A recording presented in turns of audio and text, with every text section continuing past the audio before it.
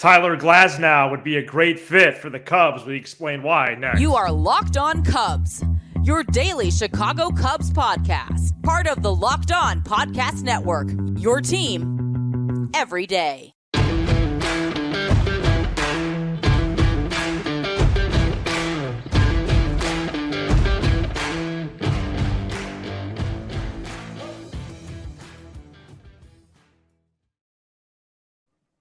You are Locked On Cubs, part of the Locked On Podcast Network.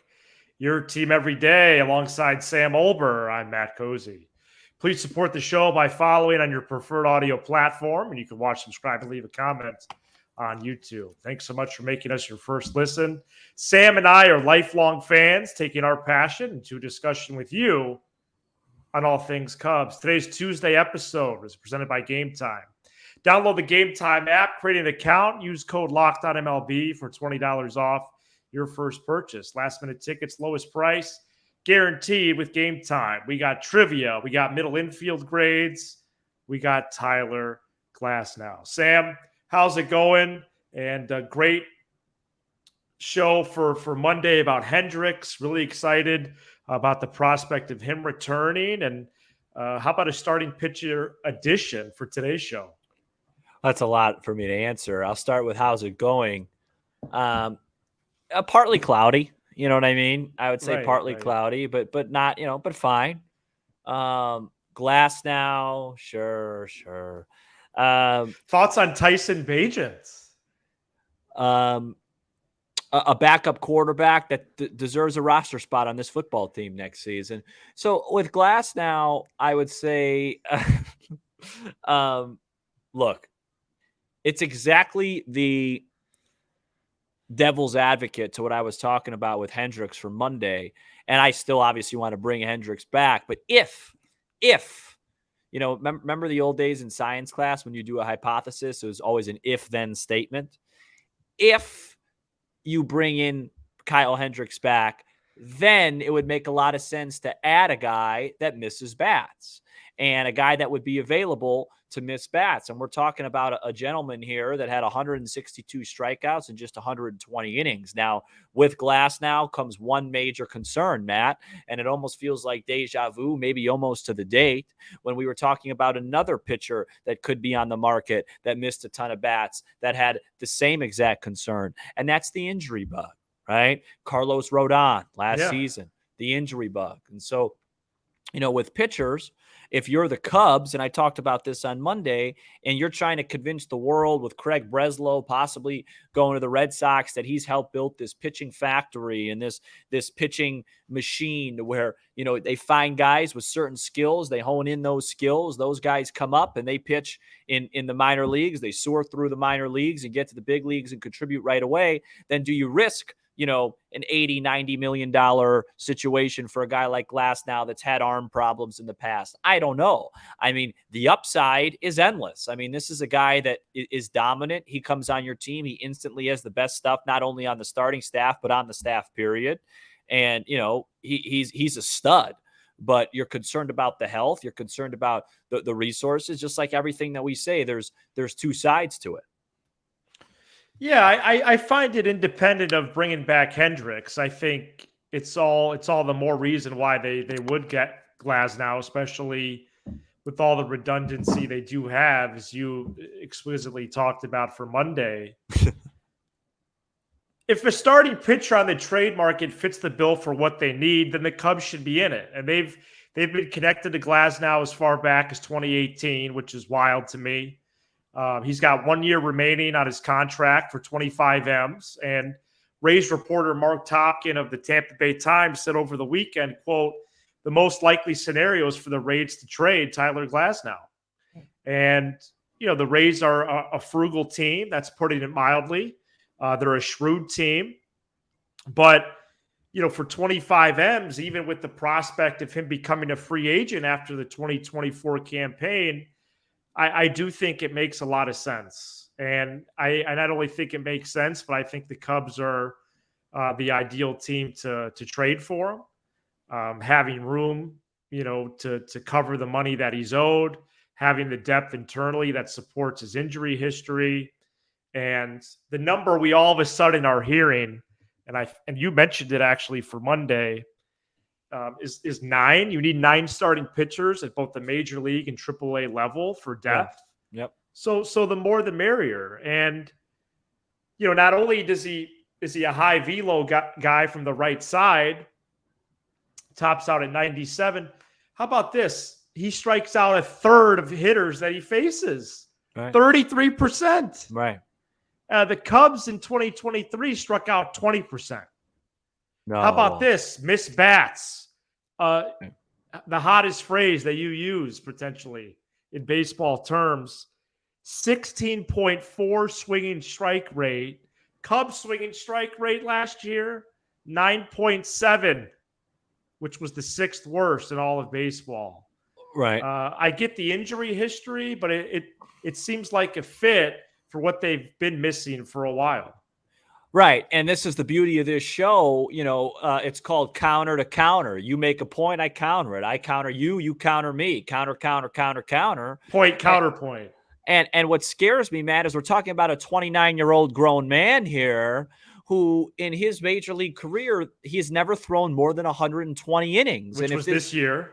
And if this is a team that has aspirations to go play in October, they don't need a guy that's just going to be great for 2 months. They need a guy to be great start to finish. And we saw this year how difficult that is. And, they'd have to manage his starts. He'd be skipping starts. I got his page up in front of me right here.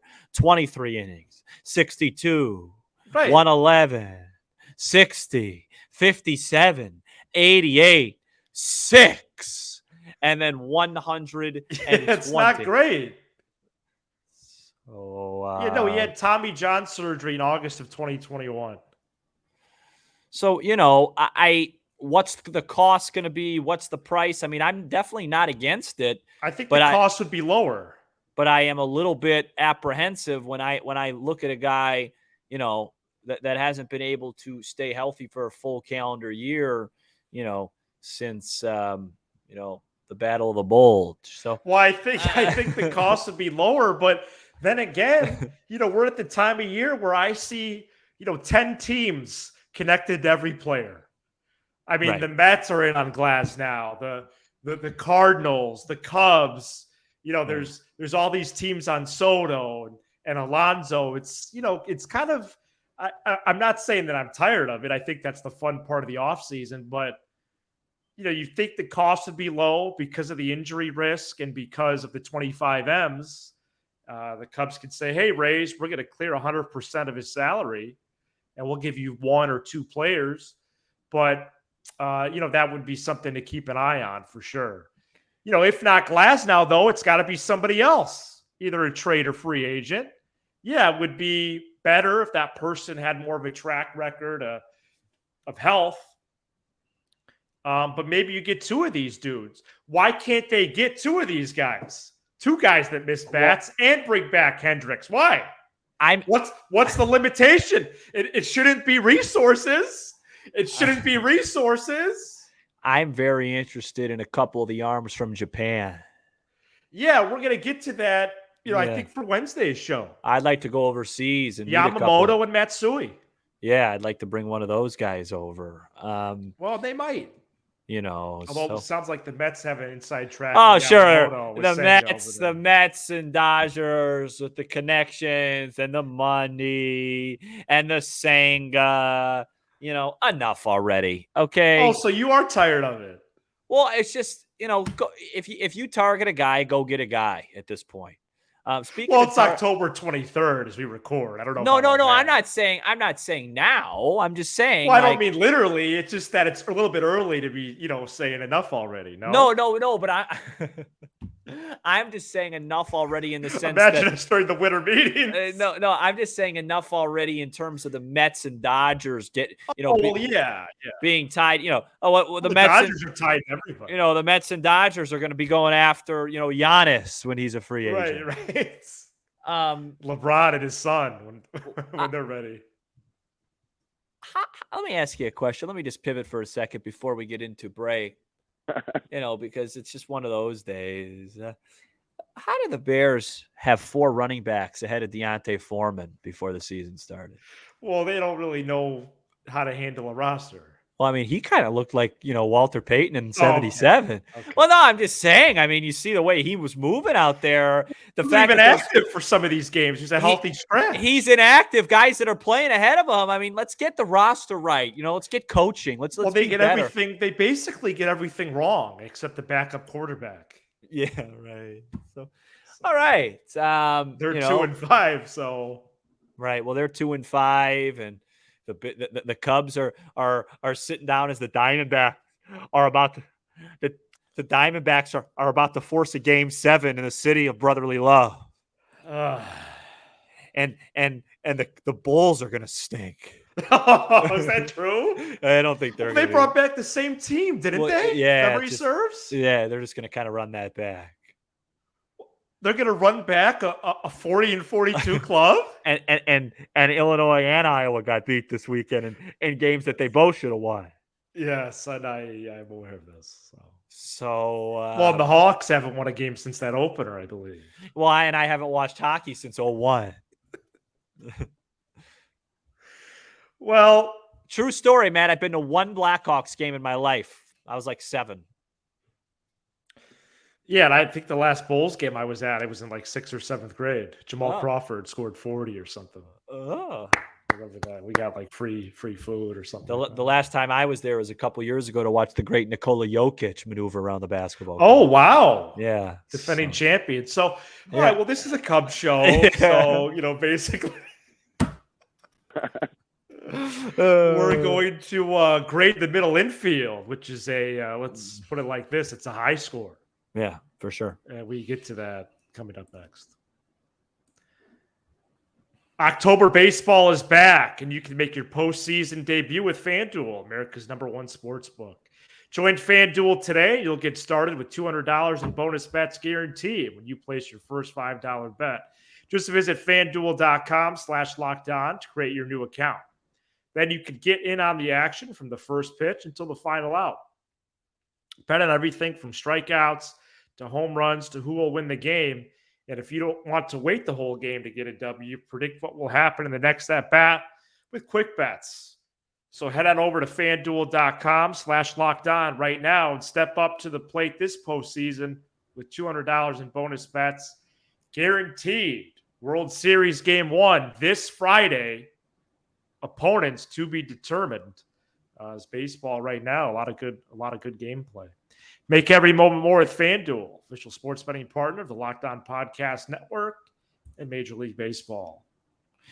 I made 2 FanDuel over bets for the NBA season. Thank you to FanDuel. What are those? I bet on the Oklahoma City Thunder's over win total at 44 wins. And I bet on the Indiana Pacers over win total at 37.5. Thanks for FanDuel for setting that up. And Matt, lead us into our next segment on this program. Nico, Hoerner, and Dansby, Swanson. There's no other way to put this, Sam. They are the best middle infield combo in all of baseball. Both guys. Wow. Are Gold Glove finalists. Whoa, hey. And I didn't know what is that, a hot take? Well, I don't think so. Do you mean defensively or yes, defensively. Oh, and defensively it's not a hot take. Oh, my mistake. Mistake. Yeah. Defensively, offensively, room for growth for sure. Yeah. Defensively, there's no question. Okay. Yeah. Hoerner's a finalist for the Gold Glove. Most outs above average at second base, and Swanson, most defensive runs saved after winning the Gold Glove in 2022 as well. So these dudes are reliable up the middle. They could go get a ground ball. They could go to their left, go to their right. They both have plus arms. Right. They both have plus speed.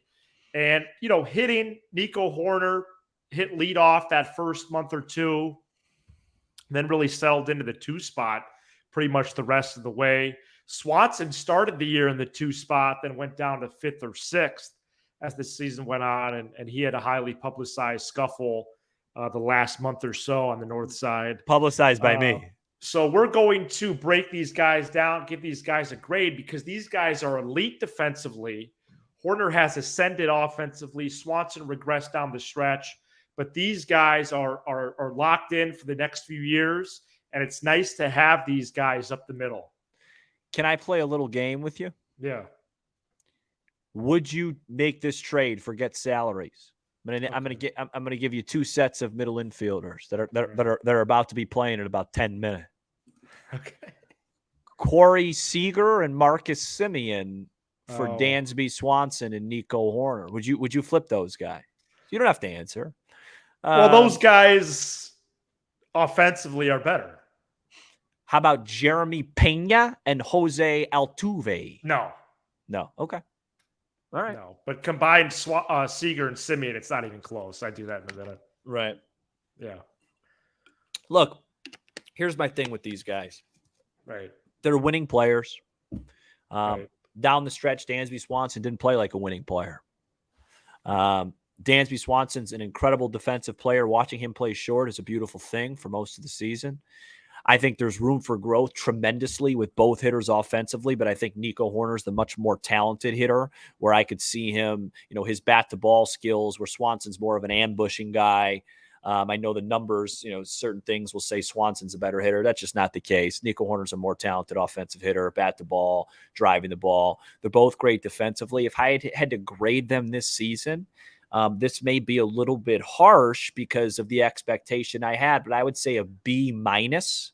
I think that's where I'm at. I think if Dansby Swanson closed the year like he was supposed to, we're probably in the B+, A- range, but that didn't happen, and we didn't make the postseason. So I can't just sit here and pretend that, I'm just totally okay with that. If I had to grade him individually, I'd give Nico Hoerner a B to B+ range, and I'd give Dansby Swanson a C for his season. And you average that out, you grade that out. You know how to do this as you're in the education world.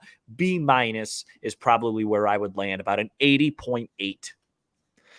Yeah, and I would give them about a 87.9, something like that. A B+. Wow. Yeah. Hey folks, I want to be in his class. I'm an easy grader. Whoa, an 87.9. Did you watch Dansby Swanson last month of the season? He looked like me. And I mean playing wise, because he's a much more attractive man. Yeah, I did, but collectively across the 162 and considering their A's defensively in probably the 95, 96 range, I'm going to say in totality, about an 87%. I would say if Dansby's about a 96 defensively, I still thought he was like, 74-ish offensively. So. Yeah, so you would give him a C or so individually, as you said. Yeah, he didn't hit in the clutch. Right. So. Right, but this is total grades. No. Listen. You're allowed to give what you I was going to maybe give them an A-, to be frank. No, that's fine. You give him an A-, and I'll just escort myself off the program, and you could host the rest of the week with, with Hauk or something like that, or Kaz, or Politis, one of your boys. All right, we'll have to send all three of those guys this timestamp. Yeah, you go do your show with them if you think those guys are worth an A grade. So. Well, defensively they are. Next thing you know, defensively. Next thing you know, I know, but you got to hit. Well, I know. I'm just saying. I'm saying that I'm taking that into account. Andrelton Simmons is a great defender, and he's working at the nearest Aldi. Well, I saw him at Mariano's earlier. Yeah, right. I mean, so he can really defend.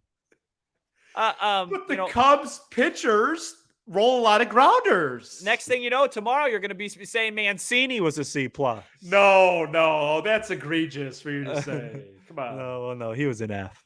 That's an exaggeration. All right, good stuff.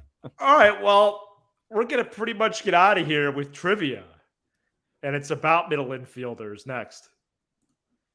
Today's episode is brought to you by Game Time. Buying tickets to your favorite event shouldn't be stressful. Game Time is the fast and easy way to buy tickets for all the sports, music, comedy, and theater near you. With killer deals on last-minute tickets and their best price guarantee, you can stop stressing over the tickets and start getting hyped for the fun you'll have.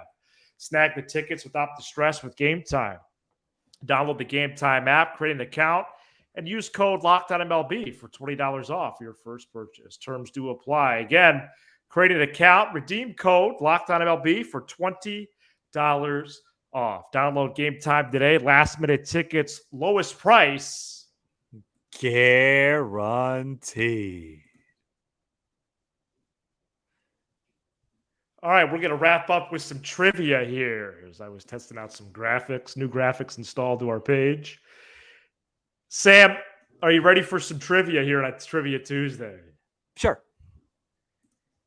In franchise history, the Cubs have had 3 shortstops and 4 second basemen win the Gold Glove. Who are they? Oh, boy. Would you like, how about even just the most 2 recent guys? Well, no, I could do this. Okay. Say it again.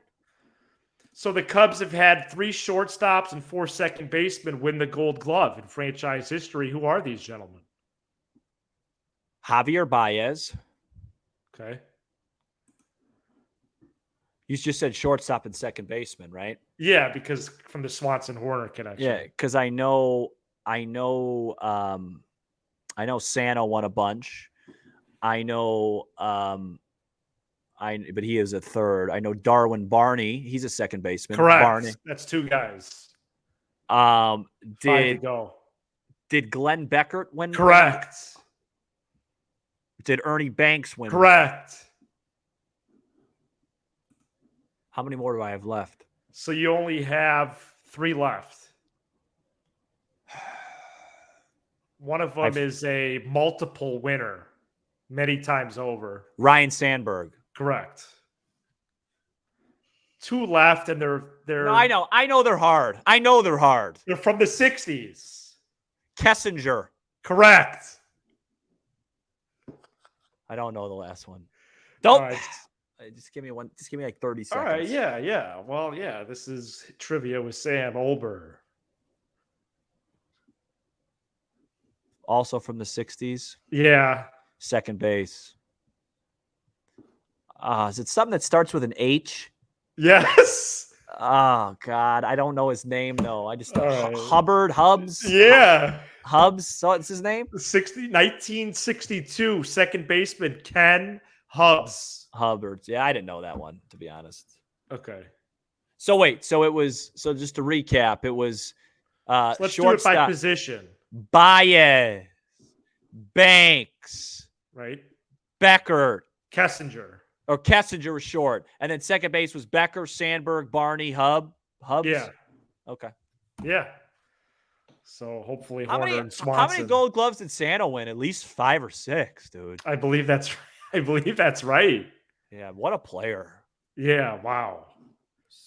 And would you put him on your third base team? I don't remember what you said. Yeah, I went with Bryant because that's right, Bryant. World Series MVP, same season, regular season MVP. But I think when you actually look at the full picture, the full career, Sano is a better player. Okay.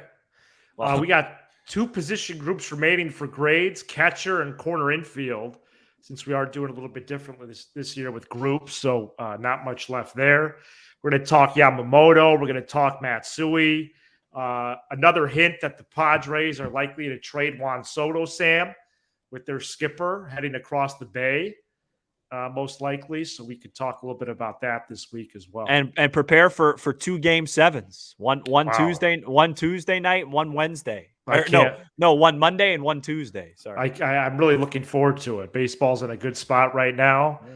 I just hope it's not the Diamondbacks.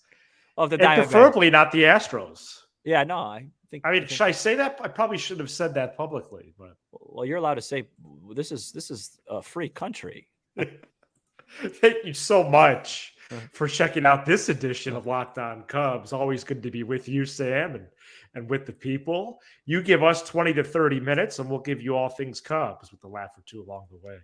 Be sure to hit subscribe on YouTube and smash the like button for the algorithm. Shout out to the audio peeps on Apple, Spotify, Sirius XM, and more. He's Sam Olber. You I'm are Matt Locked Cozy. On Cubs, your daily Chicago. That was the wrong button. And this has been Locked On Cubs.